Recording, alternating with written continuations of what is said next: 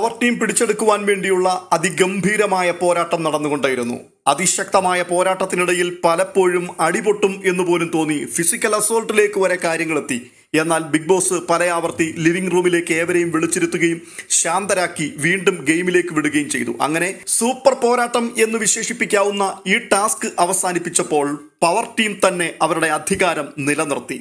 ഏത് നിമിഷവും എന്തും സംഭവിക്കാം എന്ന് തോന്നുന്ന രീതിയിലായിരുന്നു ഈ ഗെയിം മുൻപോട്ട് പോയിക്കൊണ്ടിരുന്നത്. മുൻ സീസണുകളിലൊക്കെ ഈ ഗെയിം എത്ര മനോഹരവും ശാന്തവുമായിട്ടാണ് തുടങ്ങുകയും അവസാനിക്കുകയും ചെയ്തത്. ഇത് ആരോടൊക്കെയുള്ള വ്യക്തിവൈരാഗ്യം തീർക്കുവാൻ വേണ്ടി ശാരീരികമായിട്ട് അവരെ മുറിവേൽപ്പിക്കുന്ന, ബുദ്ധിമുട്ടിക്കുന്ന അവസ്ഥകളിലേക്കൊക്കെയാണ് ഇരു ടീമുകളും തുടക്കം മുതലേ കാര്യങ്ങൾ കൈകാര്യം ചെയ്ത് മുൻപോട്ട് പോയിക്കൊണ്ടിരുന്നത്. ഒടുവിൽ കളി അവസാനിപ്പിക്കുമ്പോഴും ആ ഫിസിക്കൽ അസോൾട്ട് തന്നെയായിരുന്നു. പക്ഷേ അത് വലിയ പ്രശ്നമാക്കി അവിടെ മാറാതിരിക്കുവാൻ വേണ്ടി പല ആൾക്കാരും ഇടപെട്ടു. ലാസ്റ്റ് ടൈമിലേക്ക് വന്നപ്പോൾ ജിൻഡോയും നമ്മുടെ ശരണ്യയും തമ്മിലായിരുന്നു പോരാട്ടം നടന്നത്. ശരണ്യയെ ജിൻഡോ ഭിത്തിയോട് ചേർത്ത് വെച്ച് അമക്കുകയും മുടിയിൽ കുത്തിപ്പിടിച്ച് വലിക്കുകയും ചെയ്യുന്നു.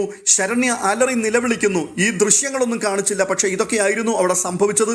ആ കൂട്ടത്തിൽ ബിഗ് ബോസിന്റെ പ്രോപ്പർട്ടി നശിപ്പിക്കപ്പെടുകയും ചെയ്തു. ഏതോ ഒരു കണ്ണാടി കഷ്ണം അവിടെ പൊട്ടിച്ചിതറിക്കിടക്കുന്ന കാഴ്ച കണ്ടു. ആ പാത്രം വെച്ചിരുന്ന സ്റ്റാൻഡാണെന്ന് തോന്നുന്നു, മറിഞ്ഞു കിടക്കുന്നു. അതിനകത്ത് ലൈറ്റ് കത്തി കിടക്കുന്നു. അങ്ങനെയുള്ള പല ദൃശ്യങ്ങളും അവിടെ കാണുവാൻ കഴിഞ്ഞു. ഗെയിം അവസാനിക്കുന്നത് ആ പ്രശ്നത്തോടു കൂടി തന്നെയായിരുന്നു. എന്താണ് അവിടെ സംഭവിച്ചത്, ആരാണ് വിജയ് എന്നൊന്നും നമുക്ക് കാണുവാൻ കഴിഞ്ഞില്ല. ആ ദൃശ്യങ്ങളൊന്നും ബിഗ് ബോസ് പുറത്തുവിട്ടിട്ടില്ല. എന്നാൽ ലാസ്റ്റിൽ ക്യാപ്റ്റനോട് ചോദിക്കുകയാണ്, ആരാണ് ഈ ഫൈനൽ റൗണ്ടിൽ പുറത്തായത്? അപ്പോൾ ക്യാപ്റ്റൻ ശ്രീതുവാണ് മറുപടി പറയുന്നത്, ഈ റൗണ്ടിൽ പുറത്തുപോയ വ്യക്തി ജിൻഡോയാണ്. ഇതിന് തൊട്ടു മുൻപ് നടന്ന 2 റൗണ്ടുകളിലായിട്ട് അൻസിബയും ജാസ്മിനും പുറത്തായിരുന്നു. ജിൻഡോ മാത്രമാണ് അവശേഷിച്ചത്. അവസാന നിമിഷത്തിൽ ജിൻഡോയെയും പുറത്താക്കിക്കൊണ്ട് പവർ ടീം അവരുടെ അധികാരം നിലനിർത്തി.